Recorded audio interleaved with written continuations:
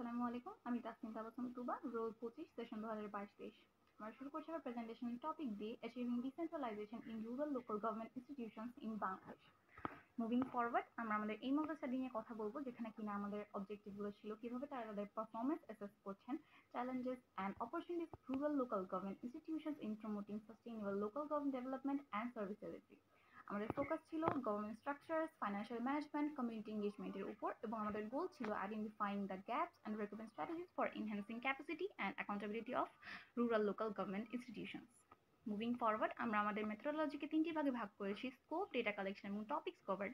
যেখানে কিনা আমরা আমাদের এই তথ্যগুলো কালেক্ট করার জন্য গিয়েছিলাম গাজীপুর ডিস্ট্রিক্টে। সেখানে আমরা ভিজিট করেছি পরপর গাজীপুর ডিসি অফিস, উপজেলা পরিষদ এবং 4 নং মৌচাক ইউনিয়ন পরিষদ, যেখানে আমরা বিভিন্ন ধরনের ইন্টারভিউ এবং কোশ্চেনারিজের মাধ্যমে DC sir, DDLG sir, UNO, UP chairman এবং মেম্বারদের থেকে তথ্যগুলো কালেক্ট করেছি। এবং আমরা চেষ্টা করেছি decentralisation practice, inter relations, financial management, development budget, challenges, achievement এবং রিলেশনশিপ উইথ দ্য সেন্ট্রাল গভর্নমেন্টসের উপর টপিকগুলো কভার করার। Moving to our fourth slide, আমরা আমাদের ফাইন্ডিংস দেখতে পাচ্ছি। আমাদের ফাইন্ডিংসকে আমরা 4টি ভাগে ভাগ করেছি: ইন্টারকানেক্টেডনেস, ফাংশনাল অ্যাসাইনমেন্ট, ফিসকাল ম্যানেজমেন্ট এবং সেন্ট্রাল লোকাল রিলেশনশিপ। ইন্টারকানেক্টেডনেসকে আমরা 4টি ভাগে ভাগ করেছি: 3 টায়ার, সেন্ট্রাল কন্ট্রোল, চ্যালেঞ্জেস এবং সুপারভিশন। 3 টায়ারের মধ্যে ইউনিয়ন পরিষদ হচ্ছে সর্বনিম্ন স্তর, তারপর হচ্ছে উপজেলা পরিষদ, যেটা কিনা জেলা পরিষদ এবং ডিসি অফিস দ্বারা চালানো হয়, এবং আমাদের সেন্ট্রাল কন্ট্রোলটা সম্পূর্ণভাবে ডিসি অফিসের কাছেই সীমাবদ্ধ থাকে। চ্যালেঞ্জেসগুলো হচ্ছে, চ্যালেঞ্জেসের ক্ষেত্রে আমরা বলতে পারি আমাদের ডিসি স্যার জানিয়েছেন যে গাজীপুর সিটি কর্পোরেশনের উপর তাদের কোনো কন্ট্রোল নেই, যেটা কিনা তাদেরকে এফিসিয়েন্সিতে ভোগাচ্ছে। এবং সুপারভিশনের ক্ষেত্রে ইউএনও উপজেলা এবং ইউনিয়ন পরিষদকে সুপারভাইজ করে থাকেন যে কোনো সমস্যা সমাধানের ক্ষেত্রে। According to our DDLG sir, interrelation এবং দ্য জেলা পরিষদের উপজেলা এবং ইউনিয়ন পরিষদটা খুবই স্মুথ ছিল, এবং ইউনিয়ন পরিষদ যে কোনো তাদের সমস্যা ক্ষেত্রে তারা হচ্ছে ইউএনও স্যারকে রিপোর্ট করে থাকেন, এবং ইউএনও স্যার তারপর ডিসি স্যারকে রিপোর্ট করে থাকেন, এবং ডিসি স্যার তারপর সেই সমস্যাটার সমাধান তাদেরকে দিয়ে থাকেন। ফাংশনাল অ্যাসাইনমেন্টের ক্ষেত্রে আমরা বলতে পারি, সেখানে আমরা সার্ভিস ডেলিভারি, মনিটরিং এবং ই গভর্নেন্স, এই 3টি টপিকের উপর কাজ করেছি। সার্ভিস ডেলিভারির ক্ষেত্রে আমরা বলতে পারি ইউনিয়ন পরিষদ পাবলিক সার্ভিস ডেলিভারির উপর ফোকাস করে থাকে, যেহেতু আমরা জানি ইউনিয়ন পরিষদ একদম মাঠ পর্যায়ে কাজ করে থাকেন। তাহলে সেক্ষেত্রে তাদের একটা সুবিধা হচ্ছে, তারা মানুষের দ্বারে দ্বারে গিয়ে তাদের সমস্যাগুলো এবং তাদের চাহিদাগুলোকে চিহ্নিত করতে পারেন, এবং সেই অনুযায়ী তারা পদক্ষেপ নিতে পারেন।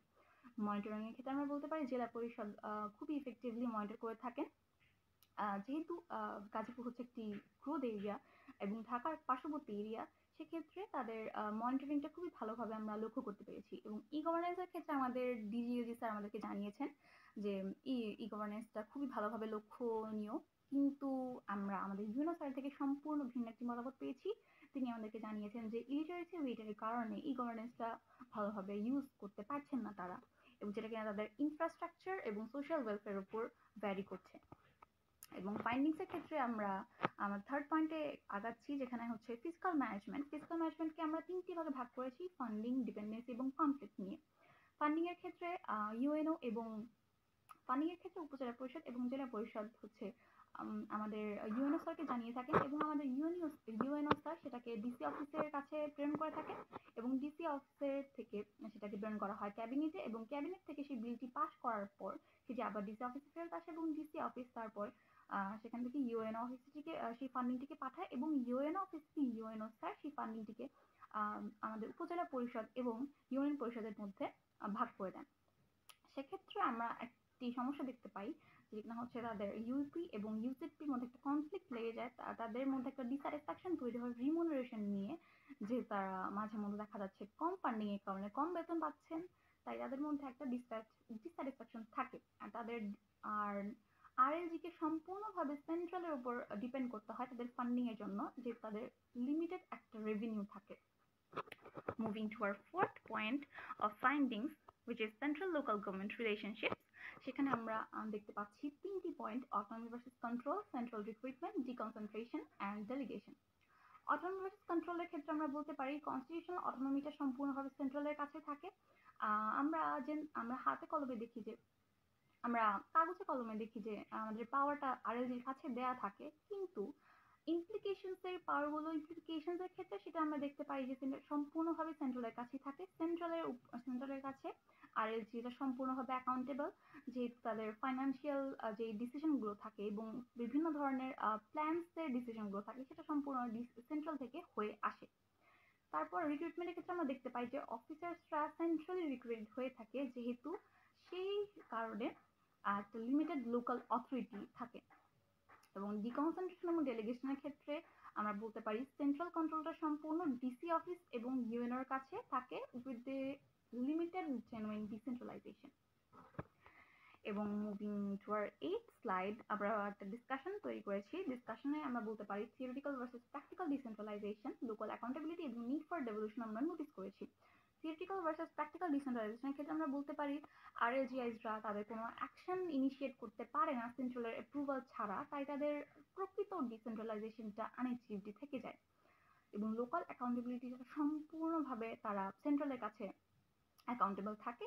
নিড ফর ডেভলিউশনের ক্ষেত্রে আমরা বলতে পারি তাদের এফেক্টিভ ডিসেন্ট্রালাইজেশনটা বাধাগ্রস্ত হচ্ছে সেন্ট্রালের কাছে, যেহেতু তাদেরকে সম্পূর্ণভাবে দায়বদ্ধ থাকতে হয় এবং সেন্ট্রাল থেকে তাদের সম্পূর্ণ পাওয়ার বা ফিসকাল ম্যানেজমেন্টের যে একটা ডিসিশন সেটা সেন্ট্রাল থেকে হয়ে আসে। এবং কনক্লুশনের ক্ষেত্রে আমরা বলতে পারি সামারি, রিকমেন্ডেশন এবং পলিসি ইমপ্লিকেশনস আমরা 3টি পয়েন্ট আকারে করেছি। সামারিতে আমরা বলতে পারি for the summary, true decentralization is hindered by the central reliance for fiscal decision এবং limited local autonomy. আর আমরা তাদেরকে রেকমেন্ডেশন ক্ষেত্রে আমরা বলতে পারি genuine devolution is necessary for effective RLGIs involving greater financial independence, decision making authority and accountability. আর policy implications এর ক্ষেত্রে আমাদের মেইন এইম ছিল inform policy adjustments to empower RLGIs and promote sustainable local development. So finally আমাদের সর্বশেষ স্লাইডে আমরা দেখতে পাচ্ছি একটা পিকচার ওয়াল, যেখানে কিনা আমরা ভিজিট করেছিলাম ডিসি অফিসে এবং ইউএন অফিস, এবং সর্বশেষ আমরা ভিজিট করেছি মৌচাক ইউনিয়ন পরিষদে, যেটা কিনা ছিল একটি গ্রেট জার্নি। এবং থ্যাংক ইউ স্যার আমাদের এই জার্নিটিকে পসিবল করার জন্য। That's all, thank you.